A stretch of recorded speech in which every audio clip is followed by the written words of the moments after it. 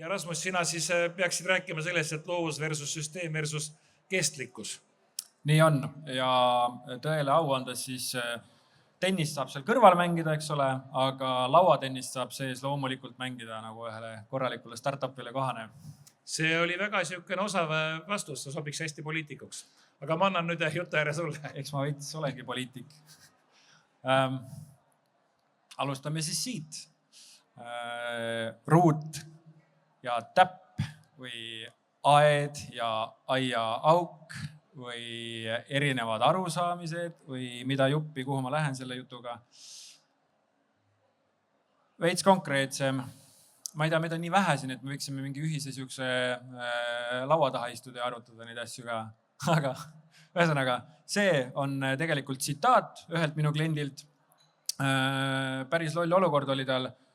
Me projekteerisime talle laheda interjööri ära eelarvesse ja siis, kui kõik oli valmis ja kiki-mikki, siis tulid eri osad ja ütlesid, et mul on 154 000 vaja. Katšau, lihtsalt. Sellepärast, et nad enne põhiprojekti ei olnud arvestanud sellega, et mingid asjad võivad muutuda. Ja see pani mind mõtlema, et mida kuradit. Selle kahe maailma kokkuvõtmiseks sobib hästi see part ja üks vahva lugu, anekdoot tegelikult alternatiividest. Poeg küsib oma isalt, et isa, mis asi see alternatiiv on? Isa mõtleb natuke ja ütleb, et jaa, vaata, kujuta ette, et sa ostad endale 10 muna, aga sa ei prae neid munasid ära, vaid paned nad hauduma. Sellest 10 munast saab hunniku tibusid ja kanasid ja kukkesid ja nad hakkavad veel paljunema ja siis sa pead juba tegelema nende toitu hankimisega, nende koristamisega, munade turustamisega, igane mäsu, sul on juba vapse farm. Võtad pangalaenu, laiendad äri ja siis üks hetk tuleb uputus, kõik läheb perse. Poeg mõtleb veits, et oota, isa, mis asi see alternatiiv siis on? Isa mõtleb veits, ütleb, no pardid. Et päris, tegelikult oli hea nali. Aga tere õhtust minu poolt, et mina olen Rasmus ja minu ülesanne on siis vedada sellist vahvat kollektiivi nagu läbi sisearhitektid ja mina tegelengi igapäevaselt seal siis alternatiivide otsimisega. Selgitan, mis vahe on õuntel ja apelsinidel, vaatan, kust kohast tuleb loovus ja kuhu kurat kaob raha ja tolm.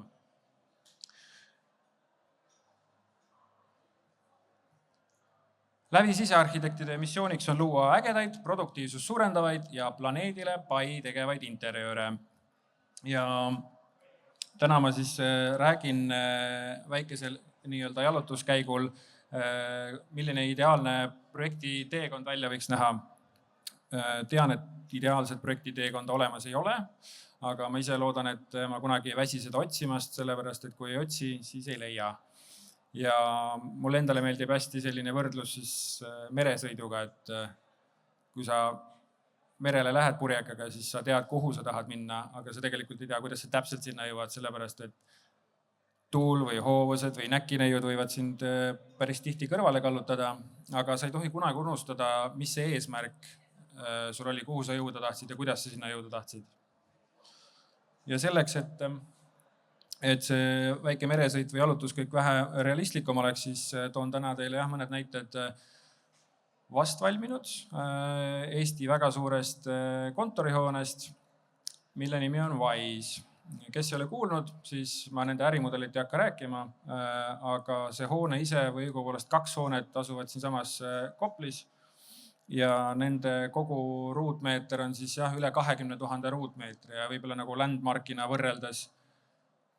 Minule nad siiamaani ei tundu nii suured, aga tegelikult on see pindala seal suurem kui tänane SEB Läikiv torn või Ülemiste Alma Toomingas või nagu Annes välja tõi, siis on põhimõtteliselt 77 tenniseväljakut kontorit, ilgelt palju. Ja vahva fakt nagu sellise keskkonna mõju suuruse osas, et tänases esimeses hoones töötab neil 1300 inimest. Ja siis selleks, et aru saada, kui palju on 1300 inimest, ma võrdlesin seda kogust trammidega. ja siis sain aru, et iga hommiku tuleb sinna 7 pikka trammitäit inimesi tööle. Kui sealt jälgida, siis see on päris lahe ja koomiline, kuidas see ussirida sinna liigub ja see näitab lihtsalt seda, et kui palju üks hoone võib mõjutada siis kogu keskkonda. Aga miks? Miks me seda teeme? Alternatiivid või siis õigupoolest alternatiivide puudumine. Et selleks, et kõik ausalt ära rääkida, pean ma alustama sellest, et mina tahtsin saada kunagi arhitektiks, aga ei saanud, sest ma ei osanud matemaatikat piisavalt hästi. Aga elu viis mind hoopis siis ärindust ja turundust ja müüki õppima ja siin juures pean ma olema lõpmata tänulik oma eelmisele tööandjale, maailma kodusemale lennujaamale, kus siis mina vedasin väikest, aga tubli müügiosakonda ja selle müügiosakonna üks eesmärk oli leida alternatiive, kust raha leida ja mina siis hakkasin neid väravaid brändima. Ja see väravate brändimine osutus väga lahedaks alternatiiviks tavapärastele billboardidele, sest esiteks me teenisime sealt vahvat lisatulu lennujaamale, teiseks olid need väravad ülihead reklaamivõimalused ja hästi positiivsed reklaamivõimalused siis Eesti ettevõtetele ja kolmandaks reisijatele oli päris põnev ja siiamaani päris põnev. Ja lisaks sai mõeldud veel alternatiive, et näiteks tänane julgestusala või kontroll on siis meie tiimis üles tulnud ja duty free pood, mis oli maailma esimene ilma kaubamärgita duty free pood ja see oli lahe teekond. Aga seal ma sain istuda siis päris palju teisel pool lauda teljakingades ja sain aru, et asjad võiksid nagu vähe teistmoodi käia ja kui ma olin 5 aastat lennujaamas ära olnud, siis sai natukene siiber, otsisi midagi uut ja natuke hiljem sündiski lävi. Ühesõnaga, meie point on siis ühendada loovus süsteemsusega või siis kunst insenerilahendustega, heal lapsel mitu nime.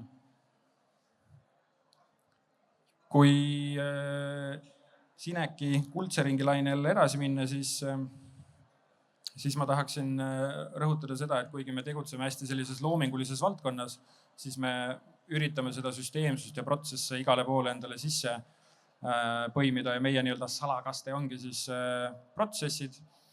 Ja ma pean ütlema, et enamus meie kliente tegelikult puutuvad esmakordselt kokku või on varem väga vähe kokku puutunud siis sellega, et kuidas üldse üks projekt edeneb alates algusest kuni lõpuni. Ja sellise lihtsa joonisega on võimalik päris hästi seletada, kuidas asjad võiksid käia või peaksid käima. Meie oleme algusest peale pannud omale 4 sellist põhiväärtust, millega me nii-öelda edasi sõidame ja neid me ei ole muutnud ja need meile edu toovad hetkel.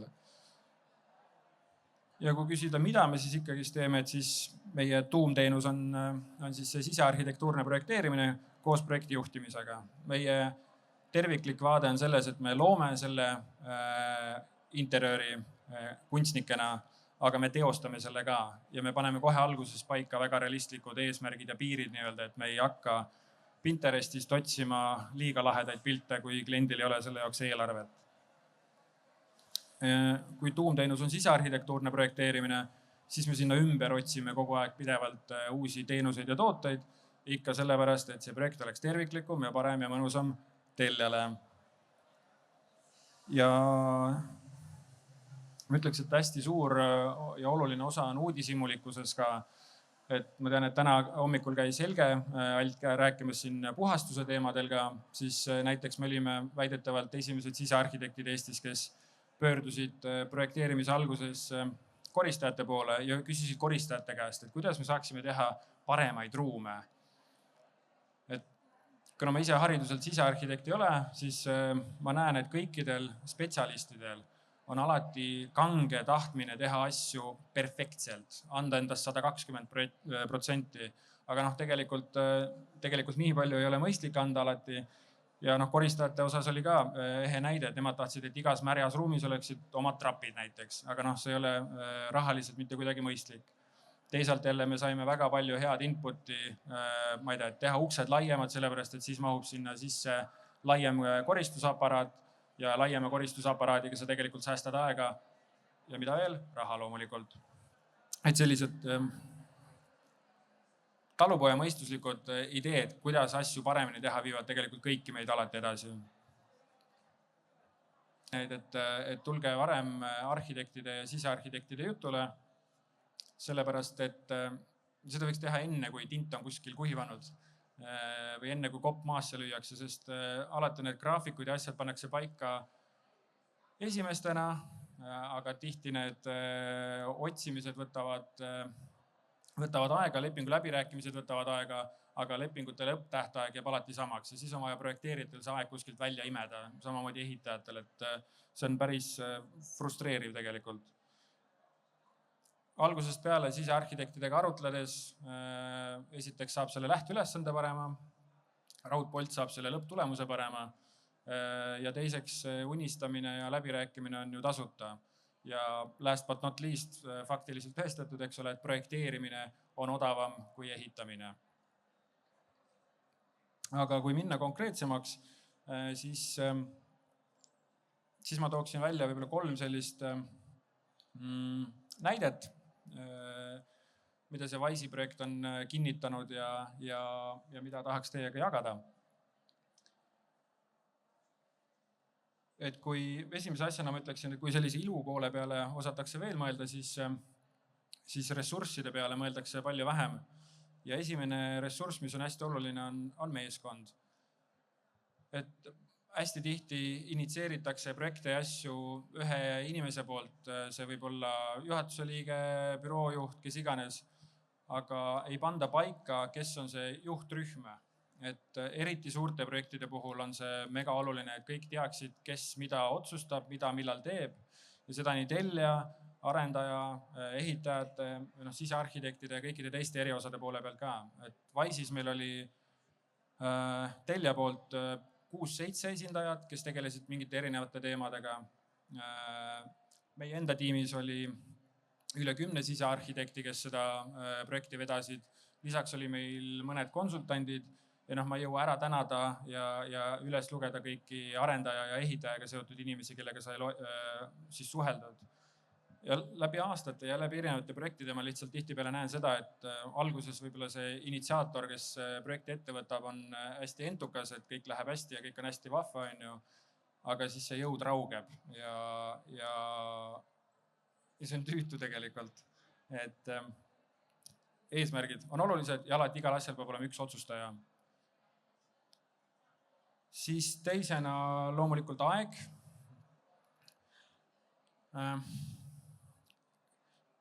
Meie vaatame siis nagu tervikuna, vaatame projekteerimist ja me vaatame ka teostust. Ja hästi tihti neid 2 asja vaadatakse eraldiseisvalt, et teeme selle projekteerimise ära ja küll siis vaatame, kuidas selle teostuse poolega minema hakkab. Wise'i puhul me tegelikult hakkasime 2 aastat enne sissekolimist tegelema ajagraafikuga, et millal miski asi valmis saab.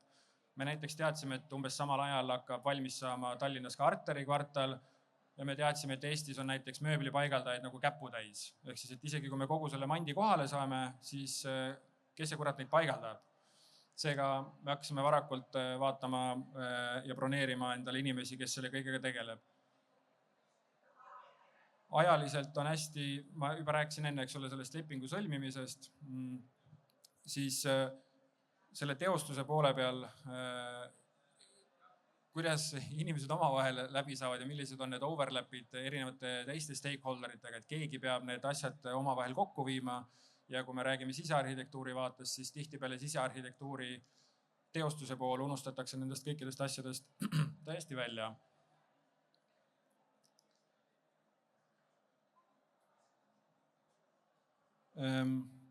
Ja Wise'i näitel on väga lahe, et ma ütlesin juba, eks ole, et me alustasime 2 aastat enne selle graafikute tegemisega, siis nende graafikute koostamise käigus me tegelikult nägime, et kui palju varem me peame mööblihankeid ja asju hakkama tegema.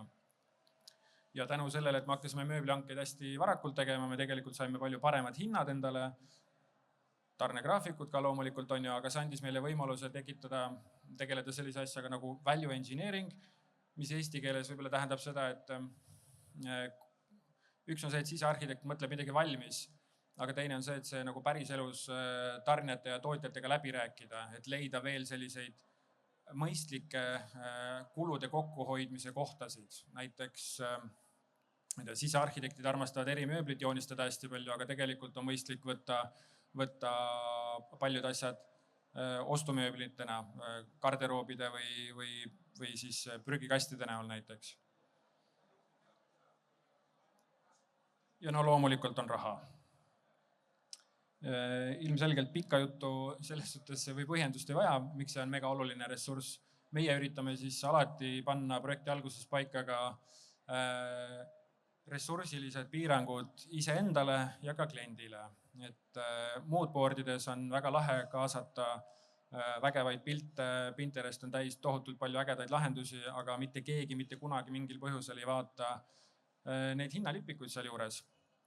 Ja meie oleme suhteliselt noor sisearhitektuuribüroo, natuke üle 5 aasta, aga me oleme kogu aeg kogunud siis projektide hinnastatistikat ja me tegelikult hinnastame ruutmeetri põhiselt oma projekte. Selle megaprojekti puhul ma alguses mõtlesin, et mis seal ikka, et see on nagu 10-2000 ruutmeetrist projekti on ju tegelikult päris nii lihtne ei olnud. Aga me hakkasime jällegi uudisimutsema ja rääkisime erinevate tarnijatega ja panime väidetavalt Eestis esimest korda kokku ka ruutmeetri hinnad aknakatetele ruutmeetri põhjal. Ja me tegime seda kõike enne, kui me olime ühegi kriipsu tõmmanud paberile või arvutiekraanile. Ja mega hea meel on, et me hoidsime sellest numbrist kogu aeg kinni. Me ei lasknud eksitada ei tarnijatel ega tellijatel, kes vahepeal ütles, et pane veel rohkem hullu. Ja see projekti eelarve läks selle 3 aasta vältel suuremaks ainult 7%. Ja kui ta, ütleme, tundub nagu tohutult selline uhke ja lävis ja mis neil seal viga on raha kulutada, siis tegelikult on see ruutmeetri hind ülimõistlik selles projektis, sest me taaskasutasime seal palju mööblit ja me mõtlesime lihtsalt talupoja mõistusega rahulikult kõik asjad läbi. Ja faktiliselt ma võin öelda, et kui me ei oleks seda teinud, siis statistika ütleb, et see projekt oleks olnud X eurot kallim ja ruutmeetritega korrutades oleks 2,84 miljonit kallim olnud ühe hoone kohta. See on see raha, mis me tegelikult kokku hoidsime, planeerides seda asja rahulikult ja targalt. Sest selle mitte planeerimise probleem on ka see, et kui tavapäraselt see disain saab valmis, disain antakse edasi eelarvestajatele nii ehituses kui siis ka mööblitarnijate puhul, siis seda nii-öelda redisainida, et jõuda madalama tulemuseni, tegelikult ei ole aega, sellepärast et see aeg kulus kõik ära sinna lepingu läbirääkimistesse hoopis. Ja sellepärast ongi hästi oluline võimalikult varakult inimesed kaasata.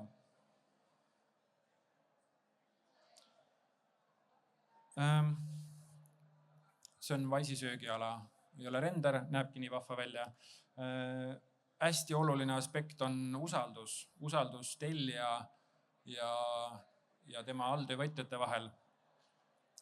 Wise'i projekt õpetas seda, kui oluline on see, et tellija ei sekku igapäevaselt väga palju sisearhitektide töösse, sellepärast et faktiliselt sisearhitektidele on kõige rohkem jooniseid, spetse, plaane üldse kogu projekteerimise juures. Ja need kõik projektid, spetsid, värgid, särgid on omavahel nii tohutult palju ühendatud, et kui sa midagi hakkad kuskil muutma, siis võib tekitada sellise kerge liblika tiivalöögi efekti ja need doominoklotsid võivad väga kiiresti nagu langema hakata.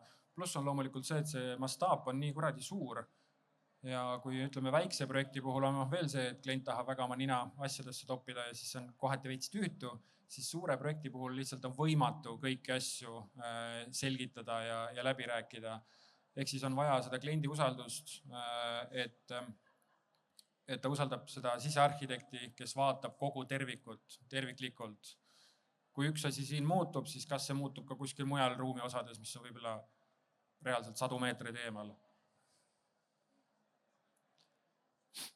Meie nagu boonus oli ilmselt selles kliki või klapi tekkimises siis seega, et me olime Wise'ile teinud enne ühe väikse keikaga ja kuna me seal midagi metsa ei keeranud, siis ma arvan, et meil oli väike head start sellel konkursil, mis nad selle hoone jaoks korraldasid.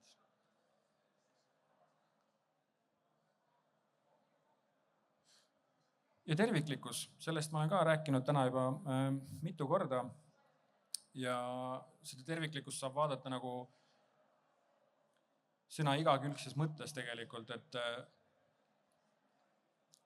nagu ma enne ütlesin ka, et sisearhitektuuris on kõige rohkem jooniseid ja muid pabereid, siis need toetuvad eelnevatele joonistele ja need on ülipalju sisenditeks järgmistele teemadele ka.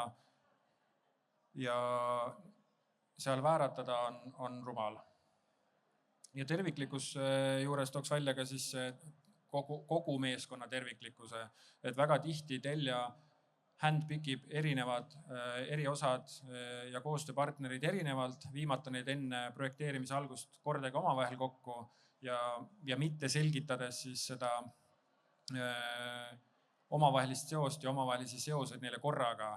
Aga kui sa nagu pead koos töötama kellegagi aastaid ja omavaheline klapp puudub ja eesmärgid ei ole päris selged, siis võib olla mega ruineeriv. Wise'i puhul õnneks niimoodi ei juhtunud. Me saime enda alltöövõtjaid ise valida. Me valisime sinna firmasid ja sõpru, kellega me olime varem koostööd teinud ja see kindlasti aitas selle projekti valmimisele väga vahvasti kaasa. Ja väikse nii-öelda bonus trackina kestlikkus. Ja selle kestlikkusega on see lugu, et hästi palju vaadatakse, et ta on ka siuke rohevaht, aga tegelikult on siin päris palju raha peidus. Et Wise'i puhul me hakkasime siis vaatama, et mida me saaksime taaskasutada ja seda on vaja projekti algusest peale kohe teha, sellepärast et sisearhitektil on vaja konkreetset listi, mis need tööriistad on, millega ta mängima hakkab. Ja Wise'i puhul me siis tegime seda, et me kaardistasime nende senised kontorid ära, kaardistasime ära, mis mööbel neil täna seal olemas on ja siis oli sisearhitektidele nii-öelda kohustus seda kõike kasutama hakata ka ja loomulikult on see keskkonnale ka hea ja tore ja rahakotile.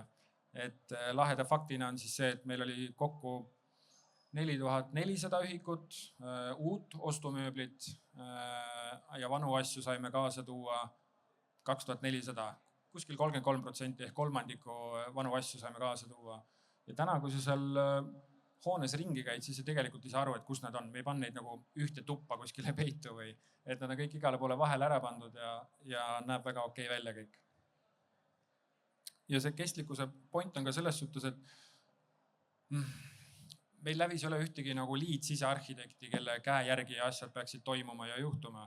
Me lähtume alati kliendi soovist, on selleks siis, kas klient tahab, et me teeksime seda brandbookist lähtuvalt või on mingi muu narratiiv või lugu seal kaasas.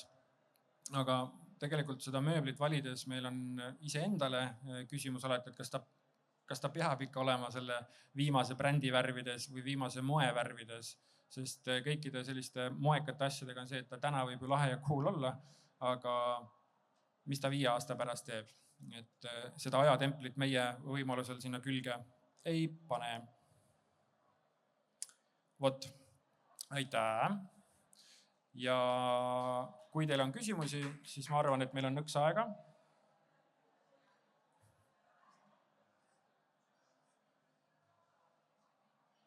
Vähe veini veel. Anyways, aitäh tõesti veel kord. Mul oli veel üks slaid siin, aga kohe annan sulle mikri. Ma tahtsin lihtsalt veel nii palju öelda, et kes tõesti viitsib neid alternatiive välja mõelda, siis kõik ideed ja küsimused, kaasa arvatud rumalad küsimused, sest rumalaid küsimusi ei ole olemas, on alati teretulnud, sest ilma nende alternatiivide otsimiseta me ei liigu parema nii-öelda tuleviku poole, sest meie huvi on päriselt ja siiralt seda valdkonda paremaks teha. Minul on küsimus selle taaskasutuse osa kohta. Et Martin Pärn on hästi öelnud, et kaasaegne mööbel mitte ei vanane, vaid rikneb. Et kui tahta nagu sellist kaasaegset mööblit nagu taaskasutada, siis seal tihti peale tekka mingid spooninurgad on maha sõidetud ja et mis põhimõttel te nagu selle selle protsessi läbi viisite ja kas te ikkagi siis nagu osaliselt kuidagi rekonstrueerisite, parandasite mingid vigu, lakkisite või kuidas see käis, et tihtipeale tegelikult see võib ju lõppeda hoopis tegelikult kallimalt? Ja me saime mingeid asju parandada ja puhastada, aga seal ongi jälle see valikute küsimus, et kui ja ma olen tegelikult, me läbisime läbi ka just EIS-i kestlikkuse meistriprogrammiga. Ja siis ma sain aru, et kui ma muidu olen käinud ja rääkinud, et täna inimesed või tellijad vaatavad siis 2 kulugruppi, et kõigepealt palju maksab projekteerimine ja siis pärast vaatame, mis see maksab kõik, on ju. No mina väidan ja tean lihtsalt, et täna see projekteerimine on niisugune 5-6% kogu sellest mahust, eks ole, ja see 5-6% otsustab selle ära, mis see kõik kokku maksab, on ju. Et niisugune klassikaline näide, mis ma toon alati, on see, et 1000 ruutmeetrise büroo projekteerimine on kuskil 40 000. Aga see hind võib varieeruda nagu 100% ulatuses. Keegi teeb 20 tonniga, keegi teeb 60 tonniga, on ju. Ja selle 1000 ruutmeetrise büroo teostus maksab vabalt 500 000. 500 € ruutmeetri kohta, noh, pole probleemi. Siuke vähe lahedam IT-kontor, on ju. Aga siis ma nüüd sain aru, et tegelikult on veel kolmas nagu kulugrupp on mitte asja siis soetusmaksumus, vaid omamismaksumus. Ehk siis ma võin pressida sisearhitekte, et ostame odavad ja lahedad toolid, näevad okeid välja, on ju, ja kestavad tõenäoliselt mingi garantiiperioodi ära, on ju, aga mis neist 5 aasta pärast saab või 10 aasta pärast, et see on see koht, mida nagu hästi tõsiselt peab vaatama. Ja tegelikult jällegi, kuna ma üritan nagu mingi teise nurga alt müüa asju, on ju, et siis ma olen paarile kliendile selgitanud, et kuule, vaata, kui sa nüüd seda asja hakkad amortima enda projektis, on ju, et siis raamatupidamuslikult on sul pikaajaliselt mõistlikum osta nagu kohe kallis asi. Aga ma ei ole suutnud seda täna nagu päris Excelitesse viia. Mis me Wise'i näiteks veel tegime, mis mul meelde tuli, on asjade rentimine. Et ma ise usun sellesse, et äkki mingi hetk hakatakse asju rohkem rentima. Me suutsime renti viia suuri kodumasinaid, taimi näiteks, Eestis polnud väidetavalt keegi varem seda teinud. Ja ma arvan, et mööbel on järgmine. Meil on endal kontoris on ülihea näide, meil on Herman Milleri mingid töötoolid, mis originaalis maksavad mingi 1500–2000 €. Meie ostsime need Sekkarist nii-öelda ja siis, kui oli vaja neid natukene parandada ja vuntsida, siis neile sai osta varuosasid ja nad tegelikult näevad endiselt uued välja. Aga see on jah teema, täiega teema. Product as a service, eks ole, ja sinna ma arvan, me liigume.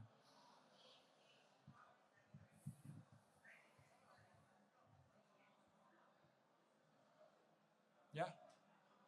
Anyway, üks väike reklaamipoiss oli ka veel. Nagu ma ütlesin, siis me päriselt tahame valdkonda paremaks teha ja me kuulame ühte väiksesse ja vahvasse MTÜ-sse ka, pika ja lohise nimega Workplace Envisionaries Estonia MTÜ.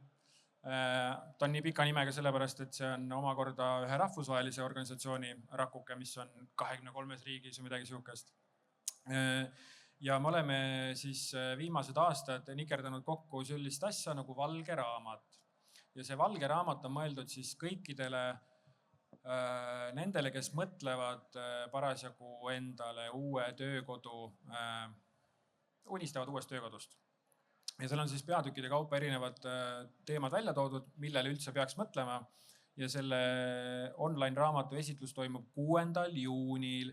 6. juuni hommikul täpsemalt Rotermann City's, Rotermann Talksi raames.